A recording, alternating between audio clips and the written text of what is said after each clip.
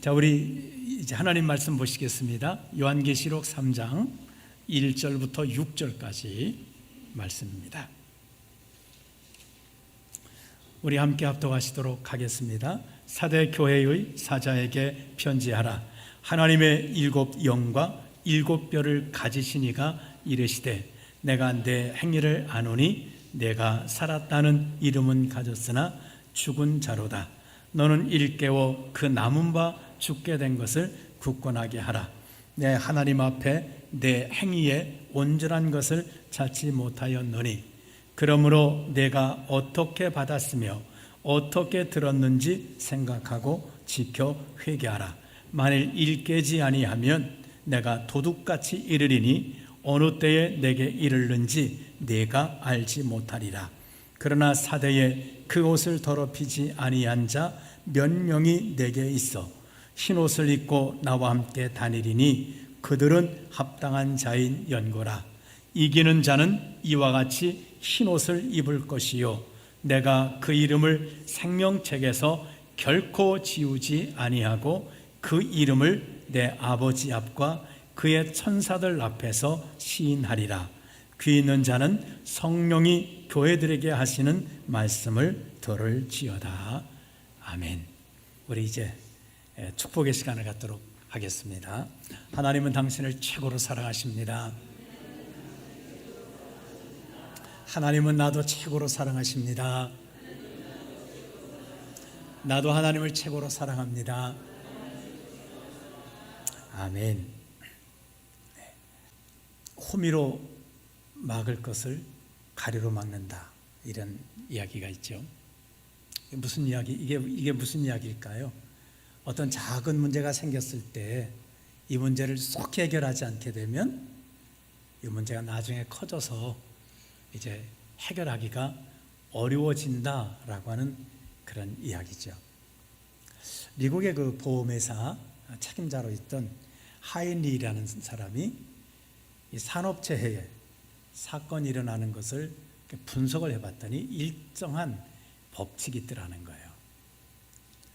먼저 이 대형 사고가 터지기 전에 작은 사고들이 29회 정도가 생긴다고 합니다. 그러니까 작은 사고가 팍 터지는 게 아니라 한 29번 정도 이런저런 작은 사고들이 터지다가 이 큰 사고가 터진다는 거예요. 그 다음에 이 작은 사고가 터지기 전에 300회 정도 징조가 있답니다. 그러니까 이거 사고 날 거야 라고 하는 것이 한 300회 정도 있다는 거예요. 그러니까 지혜로운 사람은 어떤 사람일까요? 바로 이와 같이 300회 징조가 나타날 때 빨리 호미로 막아 버려야 됩니다.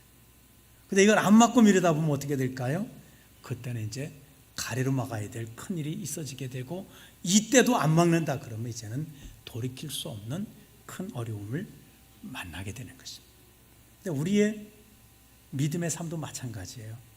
우리 믿음의 삶에 문제가 생기면 주님께서 우리에게 사인을 주십니다. 경고를 주십니다. 그때 우리는 빨리 깨닫고 호미로 막아야 될 때 빨리 막으셔야 합니다. 그러면 우리 삶은 승리할 수 있습니다. 오늘 저와 여러분들은 정말 주님의 사인, 주님의 징조를 보고 우린 작은 일에서부터 우리 문제를 해결하고 살아가는 복된 성도가 되기를 주님의 이름으로 축원합니다. 오늘은 5번째 교회, 사대 교회에 대해서 말씀을 같이 나누도록 하겠습니다. 이 사대 교회는 두아디라교에서 한 48km 정도 동남쪽으로 이렇게 있는 교회입니다. 이 사대 교회는 사대 지역은 특징이 난공불락의 도시라 그럽니다. 이제 450m 정도 높은 지역에 조성되어 있는 그런 도시였기 때문에 적군들이 그렇게 쉽게 이 성을 함락시킬 수 없는 그런 곳에 위치해 있다 그럽니다. 그리고 이곳은 양털 가공과 염색업이 많이 발달이 되어 있다 그럽니다. 양털이라는 게 그 당시 아마 좋은 의류, 요즘 밍크 같지는 않을지라도 고급 의류에 속하는 것 같습니다. 그 다음에 이곳은 특히 금 생산지였습니다. 그러니까 금이 이곳에서 많이 이렇게 나왔기 때문에 이 지역에 있는 분들은 거의 다가 다 부를 소유하고 있었습니다. 그리고 이 지역에서 이 금화 최초로, 인류 최초로 금화를 이렇게 만들어낸 곳이라고도 합니다. 그러니까 이들은 부유한 도시였습니다. 부자 동네였습니다. 그러다 보니까 이분들은 이 많은 부를 가지고 있기 때문에 이것을 소모하기 위해서 이분들은 사치와 방탕의 삶을 살아가고 있었습니다. 그러다 보니까 자연이 어떻게 됐을까요? 이 지역은 퇴폐적인 향락 도시로 이렇게 바꿔지게 되었다고 하는 것입니다. 그러면 이런 지역에 있는 사대교회는 어땠을까요? 사대교회 지역은 오늘 우리나라로 말한다면 강남 지역, 압구정 이런 부유한 지역에 있는 교회였습니다.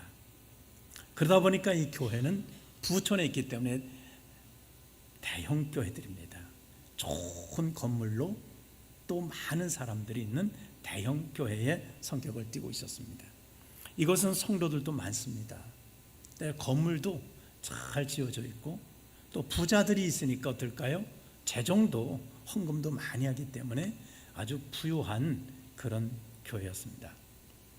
이곳에 있는 성도들은 경제력이 있는 성도들이 출석을 하게 되었고 또 지적 수준도 높은 분들이 출석하다 보니까 교회에 대한 자부심이 대단했습니다. 그리고 경제적으로 문제가 없으니까 어땠을까요? 이곳은 그저 좋은 프로그램들이 많이 있었습니다. 특히 지역을 위해서 정말 좋은 강사들을 초청을 해서 정말 좋은 문화 프로그램들을 그 지역민을 위한 프로그램들이 아주 활성화되어 있어서 지역으로부터 아주 좋은 평판을 그렇게 받고 있었습니다. 거기다가 이 지역은 종교적인 갈등도 다른 지역들보다는 상당히 적었다 그럽니다.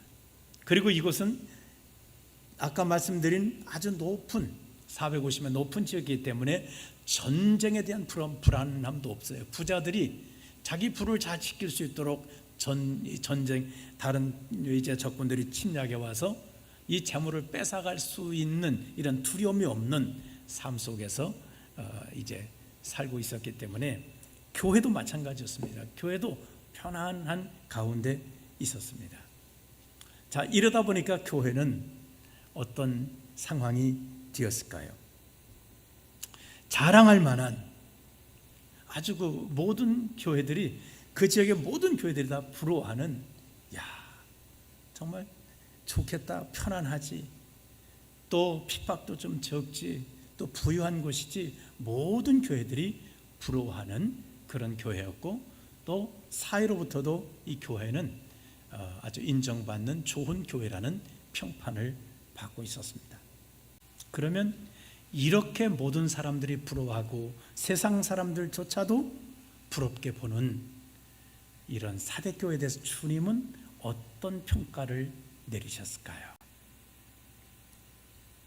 주님은 오늘 말씀 보니까 내가 내 행위를 아는데 내가 살았다는 이름은 가졌으나 너는 죽은 자다라고 주님이 평가하셨어요.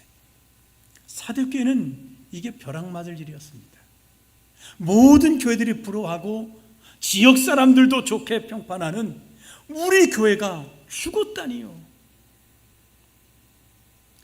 주님께서 지금까지 이제 우리가 살펴본 교회 보면 이제 네 교회를 저희들이 살펴봤지 않습니까? 그 교회들 보면 주님이 책망을 하십니다. 근데 책망하기에 앞서서 칭찬을 하나씩 꼭 하셨습니다. 에베소 교회 같은 경우는 어땠죠? 수고를 많이 한다고 인내도 수고도 믿음도 사랑도 많다고 많은 수고를 한다고 에베소 교회를 칭찬해 주셨습니다. 소만학 교회는 어떻게 칭찬하셨습니까? 시험을 잘 이기고 있다. 유대인들의 그 악한 시험도 잘 이기고 있다고 주님이 칭찬하셔요. 보가목 교회는 뭘 칭찬하셨습니까? 순교의 신앙이에요. 안디바가 죽임을 당해도 순교 신앙 가지고 흩어지지 않고 믿음을 지키는. 두아드리아 교회는 성숙한 신앙입니다. 처음보다도 나중에 더 열매가 많은 믿음이 자란 성숙한 신앙이라고 칭찬하셨습니다. 그럼 사대교회는 주님이 뭘 칭찬하셨을까요? 사대교회는 칭찬이 없습니다. 칭찬받지 못하고 책망만 받았던 교회예요. 그러니까 이 사대교회는 너무 기가 막힌 거예요. 주님, 우리가 죽었다니요. 아니, 우리가 예배를 안 드립니까? 모이질 않습니까? 우리가 기도 안 합니까? 우리가 헌신이 없습니까? 봉사가 없습니까? 지역 주민을 위한 프로그램을 하지 않습니까? 도대체 우리가 뭘 안 해서 우리가 죽었다고 말씀하십니까? 라고 주님 앞에 항변하고 싶은 거예요. 주님이 거기에 대해서 말씀하십니다. 2절에 보시면 내 하나님 앞에 내 행위에 온전한 것을 찾지 못하였다라고 말씀합니다. 자, 이 사대교회가 모든 교회에 불화하는 교회예요. 또 모든 사람, 그 지역 주민들도 정말 교회에 대해서 인정하고 있습니다. 하나님 앞에서 내 행위에 온전한 것을 찾지 못했다는, 그 온전한 것이 뭘까요? 주님은 영적 삶을 말씀하고 있는 거예요. 너희가 교회 나가고 세상 사람들은 너희가 종교인의 각도에서 보면 맞다, 너를 교인으로 인정할 거다. 왜? 주일마다 교회 가지, 찬송 부르지, 또 뭐 어떤 행사하지, 교회 건물, 십자가에 교회 건물 서 있지. 너희가 종교인의 시각에서 보면은 맞아, 기독교인이라고 말할 거야. 그러나 너희가 그리스도인이냐라고 살펴볼 때 그리스도인이냐는 거예요. 사람 앞에서 사람 앞에서 교인 맞아, 사람 앞에서 교회 맞아. 근데 하나님 앞에서 하나님이 요구하시는 교인, 하나님이 요구하시는 교회의 모습을 가지고 있느냐? 주님 볼 때는 아니라는 거예요.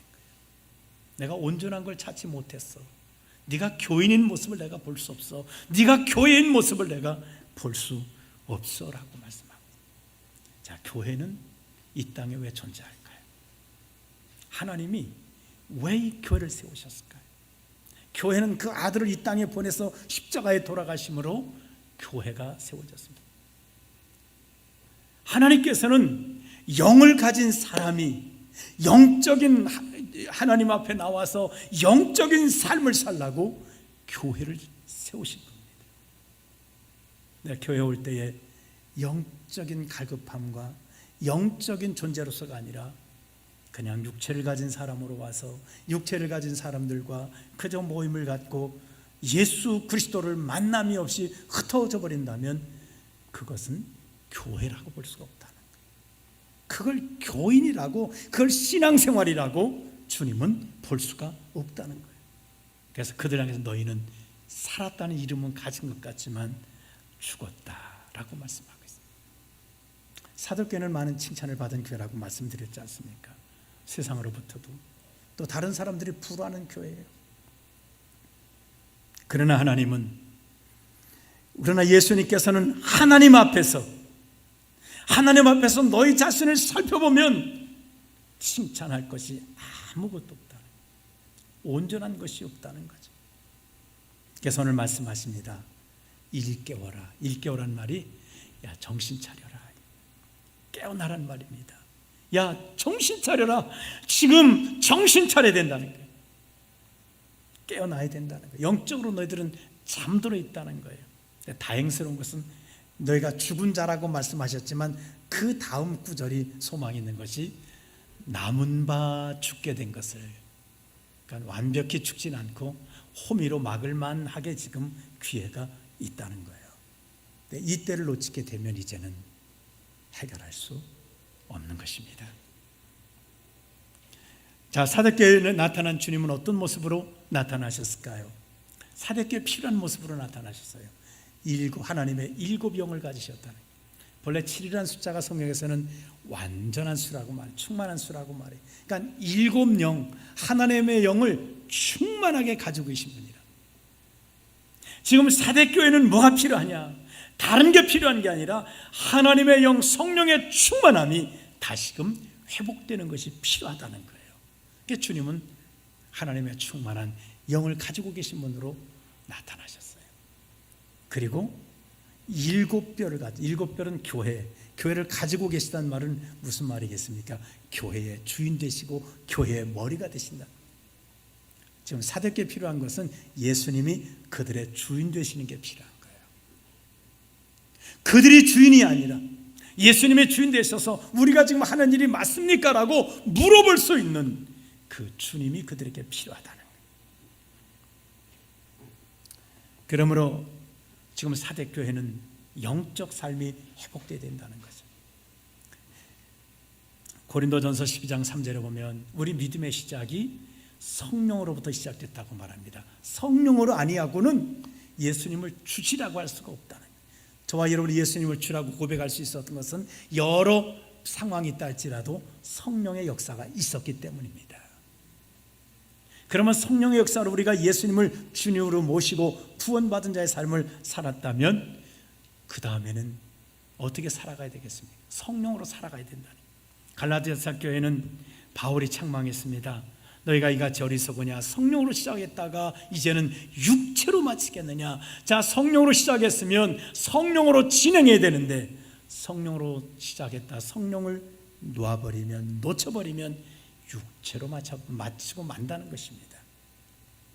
갈라디아서 5장 25절에 만일 우리가 성령으로 살면 또한 성령으로 행할지니. 우리의 삶은 영적 삶이라는 거예요. 신앙생활이라는 것이 성령의 인도를 받는 삶이라는 거죠. 그래서 에베소 5장 18절에는 술 취하지 말라. 그건 방탕한 것이고 오직 성령의 충만을 받으라. 근데 왜 이렇게 말씀하시? 술 취하는 것하고 너무 거리가 멀은 것 같은데 왜 이렇게 말씀하셨을까요? 술 드시는 분들 보면 술 없이 못 사시죠. 늘 술을 가지고 우리도 성령님 없이는 못 사는 존재예요. 세상 사람들은 술을 갖고 없으면 못 사시지만 우린 성령님 안 계시면 못 사는 존재예요. 늘 성령을 사모하고 성령님이 우리 가운데 충만케 해야 된다는 말씀입니다. 우리가 이제는 예수님을 나의 주인으로 성령님을 모셔서 충만하게 살아가는 삶이 지금 이 사대교회는 급격히 회복이 필요한 그런 시기라는 거예요. 그럼 어떻게 회복될까요? 성령 충만한 삶이, 예수님을 주인으로 모시는 삶을 어떻게 하면 회복할 수 있을까요? 주님은 말씀을 통해서 회복하라는 겁니다. 내가 어떻게 들었는지, 어떻게 받았는지를 생각하라고 하십니다. 주님 그러지 말고 이럴 수 있을 거예요. 주님 그냥 말씀해 주시죠. 어떻게 해요? 말씀해 주세요. 뭐가 잘못됐어요? 알려주세요. 주님은 아니 성경 보면 내가 다 이야기해 놨어. 말씀 보면 다 알아. 말씀 보면 지금 무엇이 잘못됐는지, 왜 성령 충만하지 않은지 알 수 있어. 주님이 말씀 보라고 말씀하세요. 그러니까 답이 어디 있단 말씀이죠? 하나님의 말씀 속에 다 들어있다는 거예요. 그렇습니다. 비행기나 이 배 막막한 바다에 배가 갑니다. 어떻게 갈 수 있을까요? 하늘에 이 비행기가 구름 위로 올라가 버리면 아무것도 안 보입니다. 어떻게 갈 수 있을까요? GPS라고 하는 항법 장치가 되어 있습니다. 내가 지금 어디 있는지를 그냥 봐서는 모르지만 이거 보면 내가 어디 있구나, 얼만큼 높이에 어느 지역에 있구나, 이거를 알 수가 있습니다. 우리도 마찬가지입니다. 우리 삶의 GPS가 뭘까요? 우리 믿음의 GPS가 뭘까요? 하나님의 말씀입니다. 하나님의 말씀을 보면 내가 어디 있는지, 어떻게 있는지 우리가 알 수 있다는 거예요. 오늘 우리 삶 속에 다시 한번 우리 믿음을 말씀을 통해 스캔해 봐야 되겠습니다. 내가 어떻게 있지? 세상 사람들은 나 예수 잘 믿는다고 하는데 하나님의 말씀 앞에서, 하나님 앞에서 내가 과연 올바른 믿음을 가지고 있는지 한번 내 믿음을 점검해 봐야 합니다. 여호수아 1장 8절에 보면 하나님이 여호수아에게 말씀하세요. 이 율법책이 내 입에서 떠나지 말게 하며 그걸 주야로 묵상하며 그 안에 기록된 대로 다 지켜행하라. 그리하면 내 길이 평탄하게 되고 내가 형통하리라. 하나님의 말씀만 내가 가지고 살면 너는 형통하게 된다는 거예요. 평탄하게 된다는 거예요. 왜 우리가 믿음의 삶에 실패할까요? 말씀을 붙들지 않기 때문이죠. 말씀을 내려놓기 때문이죠. 자, 사도교회는 그럼 왜 이렇게 죽은 교회로 될 수밖에 없었을까요? 첫 번째로는 안일한 믿음 때문입니다. 아까 말씀드린 대로 이 사도교회는 정말 다른 교회보다 너무 좋은 이단의 세력도 없었고 핍박도 없었고 그 다음에 아주 풍요했고 그 다음에 전쟁의 위험도 없지. 너무 긴장하고 살 이유가 아무것도 없는 거예요. 황제 숭배도 그렇게 요구하지 않지. 그러니까 간절한 기도의 필요성이 전혀 없어요. 발등에 떨어져서 정말 하나님 앞에 기도할 수 있는 필요성이 아무것도 없는 거예요. 기도 안 해도 풍조한 재정이 있으니까 프로그램 다 돌아가는 거예요. 뭘 해도 잘할 수 있는 거예요. 그래서 성도들은 더 모여드는 거예요. 근데 간절함이 없어요. 안일한 믿음을 가졌어요. 이것이 바로 병을 키운 겁니다. 이게 병들게 만든 겁니다. 사탄은 이런 교회 그냥 마음만 먹으면 그냥 순식간에 무너뜨릴 수가 있습니다. 국민일보에 한국교회 이단 실태 조사라는 게 며칠 전에 이렇게 기재가 됐습니다. 이단에 속한 사람들 물어봤어요. 조사를 했다 그래요. 자, 교주가 사망했어요. 어떤 교주냐면 나는 죽지 않아, 난 영생해. 근데 이 교주가 어느 날 죽었어요. 그러면 너 그 이단에서 떠날래 있을래 할 때 71%가 말뚝박습니다. 이렇게 얘기했대요. 이단 교도 죽어도 난 여기 있어. 그 말이에요. 이단 교주가 거짓말해도 괜찮다는 거예요. 자, 이제 언론 보도가 나오잖아요. 추적 60분 여기서 이단을 막 했어요. 그러면 이단에 속한 분들은 얼마나 영향을 받을까? 10%에서 15%만 영향을 받는답니다. 나머지는 까딱없대요. 저거 다 가짜야. 우리 교주님 순환 받는 거야, 핍박하는 거야 세상은. 이러고 전혀 요동 없다는 거예요. 10% 15% 이 사람들만 이제 떠나든지. 한국교회에 지금 한국교회 한 8% 정도 되는 한 30만 정도가 이단들이 교회 출석하고 있답니다. 우리 교회에 30만이 기독교 안에 지금 들어와 있다라고. 옆에 분 잘 보십시오. 그러니까 노리고 있다는 거예요. 틈만 주면은 잡아먹으려고 딱 지켜보고 있다가 그냥 확 이렇게 하려고 지금 노리고 있다 그 말. 그 다음에 예수 믿는 우리 교인들의 가족이나 지인 중에 이단에 속한 사람들이 68.2%래요. 조사에 의해서 그랬어요. 그러니까 거의 두 사람 중에 한 사람은 내 가족 중에 한 가족이든지 내가 몰라 그렇지 가족이나 내 친구들 중에 이단에 속해서 기회를 노리고 있다는 거예요. 언제 시험 드나? 시험 들면 탁 채가려고 지금 그렇게 노리고 있다. 지뢰밭이에요, 지뢰밭. 자, 이단 분포를 조사했더니 그럼 이단에 온 사람들이 어떻게 왔냐 그랬더니 41% 정도는 초신자들이 혹은 다른 종교에 있던 사람들이 이제 포섭받아 간 거고 59%가 교회에서 신앙생활하다가 포섭돼 간 거예요. 59%가. 그러니까 이단의 절반은 교회에 있었다는 거예요. 교회 신앙생활하는데 가서 그 이단을 찬양하고 있다는 거예요. 왜 그럴까요?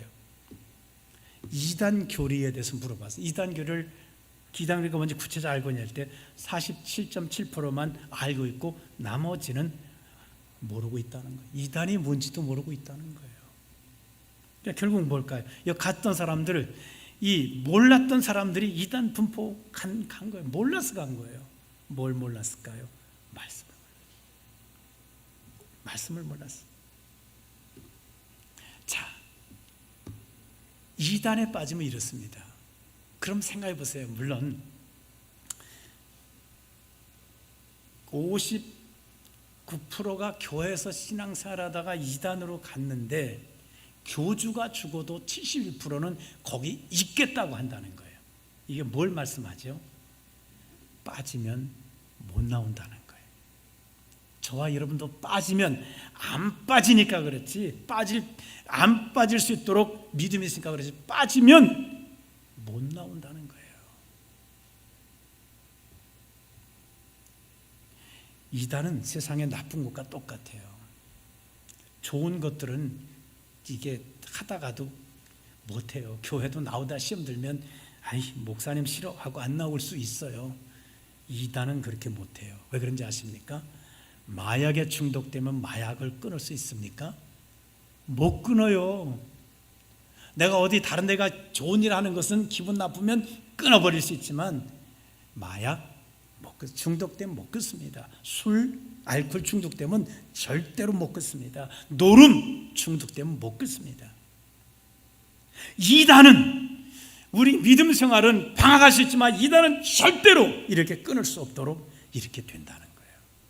그게 대단해서가 아니라 그게 독성이 있어서 그런 거예요. 나빠서 그런 거예요. 호미로 막아야 합니다. 그럼 우리는 이 영적 생활을 잘해야 된다는 거예요.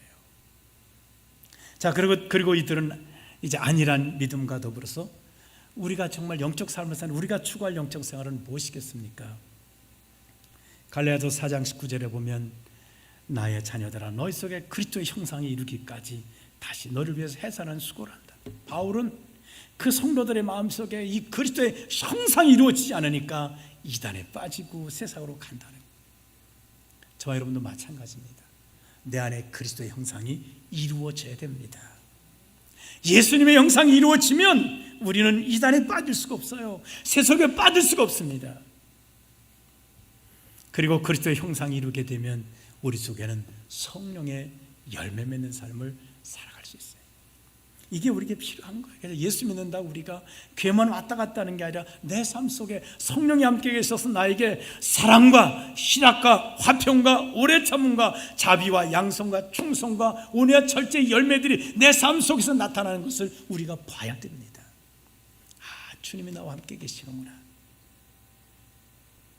그러려면 성령이 내 안에 계셔야 되고 내 마음밭에 하나님의 말씀이 심겨져 있어야 그 말씀들이 자라서 내 안에 예수님이 주인으로 계시고 성령의 열매가 나타나게 되는 것입니다. 그 다음에는 영적 수면제. 그러니까 사대교회를 잠들어 버리게 했던 게 뭘까요? 어떤 분들은 성경만 읽으면 졸린다고 하시는데 이 사대교회는 말씀의 부재예요. 말씀을 안 봐서 영적으로 수면제 먹은 겁니다. 말씀 안 먹으면 말씀을 안 보는 게, 말씀의 부재가 영적 수면제입니다. 말씀 읽지 않으시면 이제 슬슬 영적으로 잠이 오시는 거예요.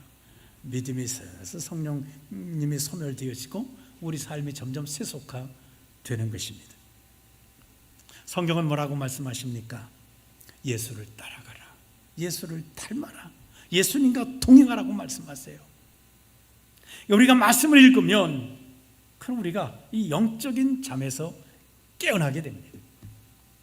말씀은 내가 지금 어떻게 있는지, 내가 잠들어 있는지 깨 있는지 말씀을 보면 바로 알 수 있어요. 내 상태를 알게 해줍니다. 주님 말씀하십니다. 들을 게 있는 자는 들으라. 우리가 말씀을 들을 수 있기만 하면, 말씀을 듣기만 하면 우리는 깨어난다는 겁니다. 그리고 말씀 듣고 깨어난 자에게 하나님은 성령의 충만함을 부어 주신다는 겁니다. 말씀을 일어나게 하신다는 거예요. 그리고 말씀을 일어나면 주님께서 말씀하십니다. 내가 새하늘과 새 땅에 함께 있게 한다. 흰옷을 입게 하신다는 거예요. 하나님 앞에서 내 이름을 부인하지 않고 시인하겠다는 거예요. 생명책에서 내 이름을 반드시 흐리지 않겠다는 거예요. 자, 우리가 예수를, 이 하나님 말씀을 읽으면 주님이 흰옷을 입게 하신다. 사대교회 아직 흰옷을 더럽히지 않은 자가 있다는 거예요. 이 사람들은 흰옷이라는 게 뭘까요? 우리의 믿음입니다. 말씀 읽지 않으면 믿음이 그냥 누렇게 변합니다. 말씀 읽으면 우리의 믿음이 하얗게 된다는 말이에요. 새 옷을. 다시 말하면 말씀을 우리가 붙들어야 합니다. 말씀 붙들고 사는 자는 흰옷을 절대로 더럽히지 않습니다. 말씀을 놓는 순간에 우리 믿음의 옷은 더러워집니다. 그러나 말씀을 다시금 붙들면 더러웠던 우리의 옷이 다시 깨끗하게 회복된다고 하는 것입니다. 말씀이 나를 일깨워줍니다. 이제 영상을 하나 보시도록 하겠습니다. 그 영화 배우 중에 권오중 씨라고 아마 아실 겁니다. 이분은 그 불교 가정에 태어났었던 분인데 그 아내를 만났어요. 아내가 예수 믿는 아내를 만나가지고 그냥 교회를 따라 나갔습니다. 그냥 교회를 따라 나갔어요. 그래서 그냥 종교 생활을 그저 교회 가고 싶으면 가고 말고 싶으면 말고 이렇게 하고 있는데 이 일이 하나 생겼습니다. 4살짜리 아들이 병원에 갔더니 이게 불치병이다라는 판정을 받았습니다. 죽는다는 거예요. 그래서 너무 놀라서 이제 막 하나님 앞에 기도해야 되겠다. 근데 기도할 줄 모르잖아요. 그 장모님이 성경 말씀을 써주면서 권서방 이 말씀을 붙들고 기도하게 기도는 말씀을 붙들고 하는 거구나. 그래서 그걸 놓고 열심히 기도했는데 하나님께서 큰 은혜를 주셔서 그 기도를 들어주신 거예요. 그래서 이제 이분이 이때부터 변화된 삶을 삽니다. 기도하다가 또 소원까지 하나님 만일 내 아들 살려주면 내 아들처럼 저 불치병에 걸린 사람들을 평생 내가 섬기며 살겠습니다. 하나님 응답받고 나서 이분은 배우는 이제 부업으로 돌리고 이분들을 섬기는 일 하려고 사회복지사 공부해서 이들 장애인 목욕봉사로 다니고 또 믿음 들어가서 선교에 관련된 일들을 하러 다니고 있습니다. 뭐가 사람을 변화시킬까요? 말씀입니다. 말씀을 붙들고 기도하고 말씀을 붙들고 살아갈 때 주님을 만나게 되고 정말 그 살아있는 믿음으로 변화하게 되게 되는 것입니다. 우리 영상을 한번 같이 보시도록 하겠습니다.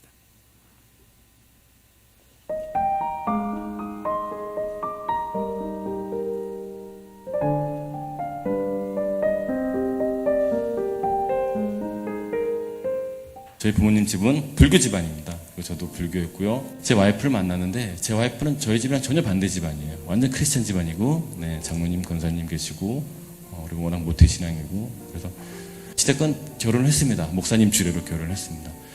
그리고 제가 이제 교회를 다니기 시작했는데 제가 불교였던 놈이 갑자기 기독교로 바뀐다고 해서 막 하나님을 영접하고 막 하나님께 막 이런 건 없었습니다. 말 그대로 그냥 주일날 교회 가는 거였고 그리고 놀러 갈 일 있으면 주일날 빠지고 성경책도 잘 안 보고 이렇게 굉장히 날라리 말죠.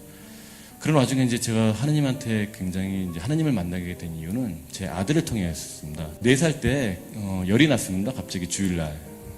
주일날 이제 아이를 데리고 응급실을 갔는데 피 검사를 했는데 의사가 와가지고 검사가 너무 안 좋다. 입원을 해서 검사를 좀 더 받아보자 그러시더라고요. 근데 하루 이틀 계속 받는 순간부터 계속 의사분들은 와서 굉장히 안 좋은 것 같다고 얘기를 하시더라고요. 뭔지는 말씀 안 하시고 굉장히 계속 검사 중인데 90%가 그 병일 것 같다 얘기하시더라고요. 그리고 한 3일째 정도 되는 날 말씀하시더라고요. 우리가 봤을 때 90% 이상이 근위영양증 같다고 얘기하시더라고요. 근위영양증? 그게 뭐야? 딱 쳤습니다. 인터넷으로 근위영양증. 그러니까 죽는 병입니다. 근육이 없어져서 죽는 병이죠. 불치병이고 그리고 그렇게 죽어가는 아이들이 되게 많았고 90%가 그 병이라고 합니다. 저와 집사람은 정말 죽고 싶었습니다. 사랑하는 아들이 죽을 병에 걸려서 죽어가는 모습을 본다는 건 너무너무 힘들었죠. 그리고 의사분들은 검사할 때마다 90%가 그 병인 것 같다. 계속 똑같은 얘기를 하시고. 그래서 제가 그때부터 이제 기도 아닌 기도를 시작한 거죠. 하나님한테. 굉장히 힘들었고 하나님 어떻게 하면 좋습니까? 저는 기도하는 법도 몰랐어요. 그냥 하나님 어떻게 합니까? 이거 제 아들이 제발 살려주십시오. 그러니까 기도 성경책을 모르니까 성경 구조도 잘 몰랐고 제 장모님이 이제 쪽지를 하나 주신 거예요. 권서방 이걸 가지고 기도했으면 좋겠네 주신 게 아까 말씀하신 이사야 41장 10절입니다. 두려워하지 말라. 내가 너와 함께함이니라. 놀라지 말라. 나는 내 하나님이 됨이니라. 내가 너를 도와주리라. 내가 너를 뭐 굳세게 오른손으로 도와주리라. 이런 말씀을 갖고 그 구절만 갖고 기도를 한 거였어요. 그래, 두려워하지 말자. 하나님이 오른손으로 붙잡고 계신다. 그리고 혁준이한테 계속 말을 했습니다. 마음속으로. 혁준아, 지금 예수님께서 오른손으로 너를 붙들고 계신다. 제발 그 손을 놓지 마라. 너는 그 손을 놓으면 안 돼. 예수님, 제 혁준이 손을 놓지 말아 주십시오라고 기도를 했습니다. 그러고서 이제 마지막 검사가 남았는데 말 그대로 지금 얘기 그때 몰랐죠. 서원 기도를 했습니다. 하나님한테 하나님, 제 아들이 이 마지막 검사가 남았는데 마지막 검사에서 정말로 정상이 된다면 제가 이런 분들을 위해서, 물치병 걸린 분들을 위해서 평생 봉사하겠습니다 라고 기도를 했습니다. 그리고 저는 이제 그 기도를 하고, 혁준아, 제발 예수님 손을 놓지 마 하고, 이제 저는 마침 또 CF가 그날 걸려가지고 정말 기쁘지 않은 마음으로 CF를 찍었죠. 근데 가는 중에 전화가 왔어요. 한 2시간 정도 있다가. 근데 와이프가 굉장히 울면서 전화하더라고요. 딱 그 목소리 들었을 때 정말 우리 아들이 그렇게 됐구나 라고 생각했는데, 와이프 말은 그거였습니다. 여보, 기적이 일어났어. 정상이래 라고 얘기했습니다. 네. 근데 그 의사분들은 말도 안 된다. 왜냐면 정말 유명한 대학 의사분들이 검사치를 해가지고 90%가 그 병이라고 얘기했던 분들이 이거 말이 안 된다. 이거 이렇게 나올 수가 없다. 다시 검사를 하자. 근데 저는 그 생각했죠. 이건 하나님께서 해주신 거기 때문에 다시 검사할 필요가 없다고 얘기했습니다. 그리고 아이를 진짜 하루빨리 바로 퇴원을 시키는데, 제가 성경을 잘 모름에도 불구하고 병원을 빠져나오는데 계속 제 머릿속에 떠오르는 구절은 죽은 자 가운데서 3일 만에 다시 살아나셨다는 말씀이었습니다. 기록된 말씀 힘이 있어서 진리로 우리 거룩해 하며, 거룩한 말씀 세세 영원히 복음이 되어 말씀하시네. 그렇습니다. 우리 믿음의 시작이 하나님의 말씀으로 되는 것입니다. 디모데서에서는 그렇게 말씀하고 있습니다. 그러나 너는 배우고 확실한 일에 거하라. 우리가 하나님의 말씀을 통해서 믿음의 확신을 갖는, 모든 성경은 하나님의 감동으로 돼서 이는 하나님의 사람으로 온전하게 하며 모든 선한 일을 행할 능력을 갖추게 하려 함이라고 말씀하고 있습니다. 우리 믿음을 세워주는 게 하나님의 말씀입니다. 말씀을 읽으셔야 돼요. 또 말씀을 배우셔야 합니다. 우리가 이제 9월 달에 이제 복음마당을 시작하려고 합니다. 그 복음마당 과정 속에는 이단에 대해, 한국의 이단에 대해서도 상당한 분량을 이후에 초기에 배우진 않지만 배우게 됩니다. 우리가 알지 못하면 정말 나쁜 곳에 우리가 중독되면 절대로 빠져나올 수 없습니다. 못 빠져나옵니다. 우리가 말씀으로 우리 믿음을 잘 무장하시고, 그래서 정말 내 안에 성령의 열매가 맺히는, 그냥 주님이 나와 동행하심을 날마다 경험하시는 이런 복된 삶을 우리 말씀을 통해 회복하고 살아갈 수 있기를 주님의 이름으로 축원합니다. 기도하겠습니다. 좋으신 주님, 우리가 말씀에 정말 정말 스캔을 통해서 나를 보게 하시기를 원합니다. 사대교회를 향해서 주님 말씀하십니다. 내가 어떻게 들었는지 생각해봐라. 어떻게 받았는지 생각해봐라. 말씀을 다시 한번 붙잡아봐라. 말씀을 통해서 지금 너희의 모습, 너희 영적 상태, 영적 삶을 점검해 보라고 하셨습니다. 저희들도 말씀을 통해 내 영적 상태를 점검하고, 말씀을 통해 내 안에 주님 모시고, 말씀을 통해 성령 충만함이 이루어지고 성령의 열매 맺는 복된 삶을 살아가게 하옵소서. 예수님의 이름으로 기도하옵나이다. 아멘.